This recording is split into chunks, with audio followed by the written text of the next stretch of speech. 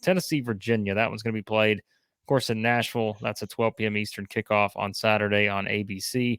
The Vols, heavy favorites as you would expect in this one. I think, when we kind of did our preview of the game, I think what stands out with Virginia, a much better defensive team than offensive team in terms of just their expectations coming into the season.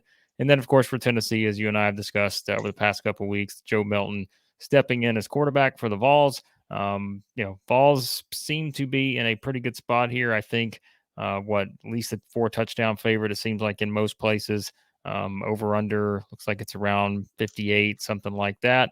What are you seeing with the Vols and Cavs in this one?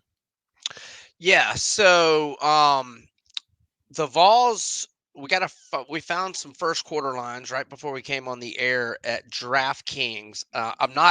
My odds feed is not showing any first quarter spreads yet, so I don't know if DraftKings is the only book that has them out right now. But maybe shop around. So I was hoping the Vols would be -7 in the first quarter. I had my doubts, but perhaps an encouraging sign that there's 7.5 at DraftKings, but with a +110 return. So I can't play it at 7.5. I mean, look, they could, you know, get a 3-and-out, have a time-consuming touchdown drive.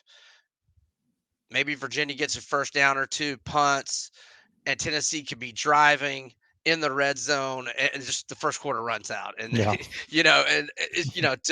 to ask, I mean, you're probably, if you don't receive, you're probably getting a maximum of 2 possessions. So it's just tough for me to lay a 7.5 in the first quarter. But because it's 7.5 and plus money, I guess I wouldn't be shocked if other books have a -7. Now it'll probably be juiced to bet Tennessee, probably as much as -140 or -150.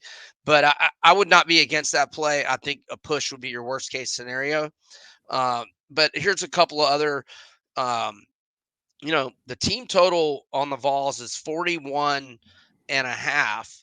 Now I will say Virginia has 8 starters back on defense, and they were a bad football team last year, but the defense was pretty good. Now, perhaps some of that was teams, maybe hitting the brakes on their offense, just running out the clock because they were ahead by a lot, which very much could have been, the case on some of these games.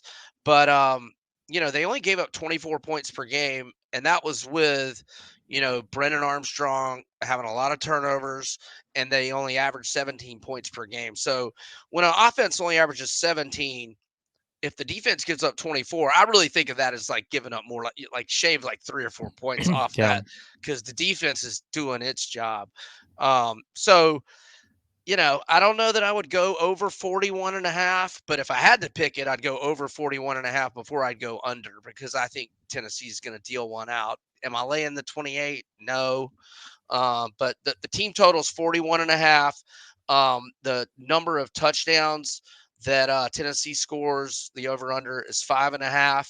But a -105 price if you Vol fans like the over, because the under is -135. And if you think you're going to shut down Virginia's offense, which very well could be the case, I don't really believe in a whole lot Tony Elliott is doing offensively.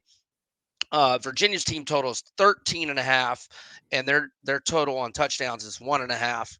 If any Vol fans maybe wanted to invest in their defense, thinking they would hold the Wahoos to 13 or fewer, or keep them from getting in the end zone a second time, because it's 1.5.